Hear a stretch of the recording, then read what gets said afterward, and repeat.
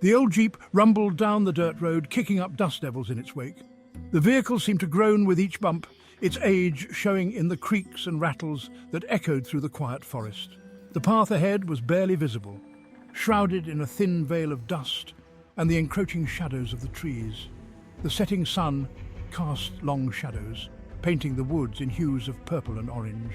The twilight hour added an ethereal glow to the surroundings, making the forest appear both magical and menacing. The interplay of light and shadow created an almost surreal landscape, where every rustle of leaves seemed to whisper secrets of the past. Laughter spilled from the open windows, a stark contrast to the growing darkness. The friends' voices were filled with excitement and a hint of nervousness, their laughter a temporary shield against the unknown that lay ahead. The camaraderie inside the jeep was palpable, a mix of old jokes and shared memories that kept the mood light.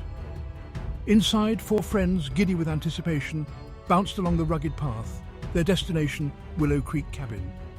The journey had been long, but the promise of adventure kept their spirits high. Each bump in the road was met with a cheer or a playful complaint, their excitement growing with every mile. "Well, here we are," he announced, his voice echoing in the sudden silence. "Willow Creek Cabin." The words hung in the air, a mix of triumph and trepidation. The cabin, with its weathered wood and overgrown surroundings, seemed to welcome and warn them at the same time. Mark, the self-proclaimed leader, gripped the steering wheel, his eyes twinkling with mischief. He had always been the adventurous one, the first to suggest a daring plan or a spontaneous trip. This weekend at Willow Creek was his idea, a chance to explore the unknown and perhaps uncover the truth behind the local legends. Beside him, Jessica, the skeptic of the group, tried to mask her growing unease with feigned boredom. She had never been one for ghost stories or haunted places, preferring the comfort of logic and reason. Yet here she was, driven by a mix of curiosity and the desire to prove her friends wrong. In the back, Emily, the timid one, huddled close to her boyfriend, David, seeking comfort in his presence.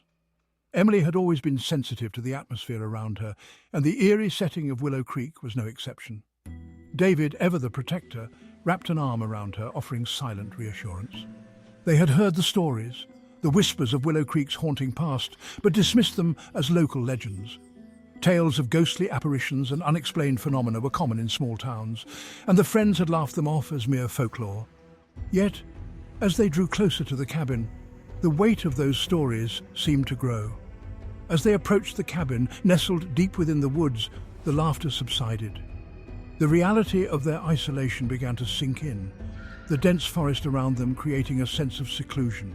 The cabin, once a distant idea, now loomed before them, its presence undeniable and imposing. The air grew heavy, thick with an unseen presence. The forest seemed to hold its breath, the usual sounds of wildlife eerily absent. Every step they took felt deliberate, the crunch of leaves underfoot echoing in the stillness. It was as if the very atmosphere was charged with anticipation, waiting for something to happen. The cabin stood silently, a silhouette against the dying light, its windows dark and vacant, like empty eyes watching their approach. The structure, though seemingly abandoned, exuded a sense of watchfulness. It was as if the cabin itself was aware of their presence, its darkened windows hiding secrets from the past. A shiver ran down Emily's spine, and she couldn't shake the feeling that they were not alone. The sensation was almost tangible, a prickling at the back of her neck that made her glance over her shoulder. The forest, with its dense foliage and deep shadows, seemed to hide unseen eyes, watching their every move. Despite the unsettling atmosphere, Mark remained undeterred. His determination was unwavering, driven by a mix of curiosity and the thrill of the unknown. He had always thrived in situations that tested his courage, and this was no different. The eerie setting only fueled his resolve to uncover the truth. He pulled up to the dilapidated porch and switched off the engine. The sudden silence was almost deafening, the absence of the jeep's rumble amplifying the quiet of the forest. The cabin, with its peeling paint and sagging roof, seemed to hold its breath, waiting for the friends to make their move. A nervous giggle escaped Jessica, but the others remained quiet, their gazes fixed on the imposing structure before them. The reality of their situation was sinking in. The adventure they had eagerly anticipated now tinged with a sense of foreboding. Each of them felt the weight of the moment, the cabin's silent presence a reminder of the unknown that awaited them. The adventure had begun, and with it a creeping sense of dread. The friends stepped out of the jeep, their footsteps hesitant as they approached the cabin. The path ahead was uncertain, filled with the promise of discovery and the threat of the unexpected. As they moved closer, the air seemed to thicken, the weight of the cabin's history pressing down on them. The stage was set, and the first act of their journey into the unknown was about to unfold. The heavy oak door creaked open, revealing a dusty interior shrouded in shadows. The sound echoed through the empty space, a haunting reminder of the years of silence that had settled within these walls. Cobwebs hung from every corner, and the air was stale and cold. It was as if time itself had forgotten this place, leaving it to gather dust and memories. The friends stepped inside cautiously, their footsteps echoing in the eerie silence. Each creak of the floorboards seemed to whisper secrets of the past, urging them to tread carefully. Dust motes danced in the faint light filtering through grimy windows. The beams of light seemed to be the only connection to the outside world, a stark contrast to the darkness that enveloped the room. "Spooky," she whispered, her voice barely audible. The word hung in the air, amplifying the already tense atmosphere. She ran a finger along a dusty table, leaving a clean streak in its wake. The simple act seemed to disturb the stillness, as if awakening the room from a long slumber. The cabin was frozen in time, its furniture draped in white sheets, as if waiting for inhabitants long gone. The sheets, now yellowed with age, hinted at a once vibrant life that had been abruptly halted. Mark, ever the adventurer, wandered off to explore, his flashlight cutting through the darkness. The beam revealed glimpses of forgotten corners, each one holding its own story. David and Emily stuck close together, their hands intertwined, their eyes darting about nervously. The bond between them seemed to be their only source of comfort in this unsettling place. It was Emily who stumbled upon the old trunk tucked away in a corner, its metal hinges rusty and stiff. The trunk seemed to call out to her, promising answers to the mysteries that surrounded them. With bated breath, they wrestled it open, the hinges groaning in protest. The sound was almost human, as if the trunk itself was reluctant to reveal its secrets. Inside, beneath layers of yellowed cloth, lay a treasure trove of memories, faded photographs, handwritten journals, and newspaper clippings. Each item seemed to hold a piece of the past waiting to be discovered. The friends gathered around, their initial fear giving way to curiosity. The trunk had become a portal to another time, and they were eager to uncover its stories. They carefully lifted the fragile items, their fingers tracing the faded ink and cracked edges. Each touch seemed to bring the past to life, filling the room with echoes of forgotten voices.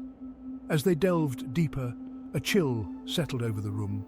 It was as if the cabin itself was reacting to their presence, the temperature dropping with each new discovery. The photographs depicted families who had once called this cabin home, their faces etched with a haunting sadness. The eyes in the photos seemed to follow them, silently pleading for their stories to be told. The newspaper clippings told tales of disappearances, of unexplained events, of families vanishing without a trace. The headlines were a stark reminder of the cabin's dark history. A sense of unease washed over them, the weight of the cabin's history pressing down like a physical burden. The air seemed to grow heavier, filled with the unspoken stories of those who had come before. The laughter from their arrival seemed a distant memory, replaced by an unspoken question hanging in the air. What had happened within these walls? The friends exchanged worried glances, each one silently wondering if they were ready to uncover the truth. Mark carefully opened one of the journals, the pages brittle and yellowed with age. The handwriting was elegant yet hurried, as if the author had been racing against time to record their thoughts. They read the entries together, the words painting a vivid picture of life in the cabin. The journal spoke of joy and sorrow, of love and loss, and of a creeping fear that had eventually consumed the inhabitants. Suddenly a strange noise echoed through the cabin, causing the friends to jump. It was a low, mournful sound, like a distant wail carried on the wind. They looked around nervously, trying to pinpoint the source of the noise. The sound seemed to come from everywhere and nowhere, adding to the growing sense of dread. Emily picked up a photograph, her hands trembling. The image was of a young girl, her eyes wide with fear. The photograph seemed to capture a moment of pure terror, frozen in time. They discussed the photograph in hushed tones, each one offering theories about the girl's identity and the source of her fear. The more they speculated, the more the cabin seemed to close in around them. Finally, the decision was made to leave the cabin. The weight of its history was too much to bear, and the friends felt an urgent need to escape its grasp. They exited the cabin, the heavy door creaking shut behind them. As they stepped back into the light, the oppressive atmosphere lifted, replaced by a sense of relief. They looked back at the cabin one last time, its dark windows staring back at them like empty eyes. The experience had left them shaken, but also profoundly changed. As they walked away, they couldn't shake the feeling that the cabin's whispers would follow them, a reminder of the past that refused to be forgotten. The cabin stood silent once more, its secrets safely tucked away, waiting for the next group of curious souls to uncover its whispers of the past. As darkness descended outside, the forest seemed to come alive with the sounds of nocturnal creatures. The rustling of leaves and the distant hoot of an owl added to the eerie atmosphere. Inside the cabin, the group huddled around the flickering light of a kerosene lamp, their faces illuminated in its warm glow. The lamp was their only source of light, casting long shadows on the wooden walls. Their faces, bathed in the soft golden light, reflected a mix of curiosity and apprehension. Each flicker of the lamp seemed to deepen the lines of worry etched on their brows. The stories they had unearthed from the trunk cast long shadows, both literally and figuratively. The documents spoke of mysterious disappearances and unexplained phenomena that had plagued the area for decades. Their whispers were a stark contrast to the crackling fire Mark had managed to build in the old stone fireplace. The fire provided warmth, but it did little to dispel the chill that had settled in their hearts. This is creepy, even for you, Mark, she admitted, her usual skepticism replaced by a flicker of fear. She had always been the rational one, the one who dismissed ghost stories and urban legends. But tonight, something was different. The unease in the room was palpable, and even she couldn't shake the feeling that they were being watched. She tossed another log onto the fire, hoping to keep the darkness at bay. The flames roared to life, sending sparks dancing up the chimney. The sparks seemed to carry with them whispers of the past, tales of those who had vanished without a trace. The flames painted the room in an eerie orange glow, momentarily chasing away the shadows that seemed to cling to the edges of their vision. David, ever the pragmatist, attempted to rationalize the unsettling discoveries. He had always been the voice of reason, the one who found logical explanations for the inexplicable. But tonight, even he was struggling to make sense of what they had found. He stared at the old newspaper clippings, trying to piece together a coherent narrative from the fragmented stories. "It's just old news articles, Jess. People probably just got lost in the woods or something," he said, though his voice lacked conviction. He wanted to believe his own words, but the evidence suggested otherwise. The articles spoke of experienced hikers and seasoned woodsmen who had vanished without a trace, their bodies never found. He tried to dismiss the growing sense of dread, but it clung to him like a shadow. Even he couldn't ignore the growing sense of unease that permeated the cabin. Suddenly, the lamp flickered, casting the room into momentary darkness. The sudden loss of light was jarring, plunging them into an abyss of uncertainty. A collective gasp escaped the group, their heartbeats echoing in the sudden silence. The darkness seemed to press in on them, amplifying their fears. An icy breeze, seemingly originating from within the cabin itself, swept through the room, sending a chill down their spines. The fire sputtered, sending a plume of smoke billowing into the room. Their nervous faces were illuminated by the dying embers of the fire, each one reflecting the same unspoken question. What was happening? The icy breeze seemed to carry with it whispers of the past, voices that spoke of unfinished business and restless spirits. The group shivered, not just from the cold, but from the realization that they were not alone. The fire sputtered again, struggling to stay alive. The room filled with smoke, making it hard to breathe. The once cozy cabin now felt like a trap, a place where the past and present collided. "What was that?" she squeaked, her eyes wide with fear. She clutched David's arm, seeking comfort in his presence. Her mind raced with possibilities, each one more terrifying than the last. Her eyes darted around the room, searching for any sign of what had caused the disturbance.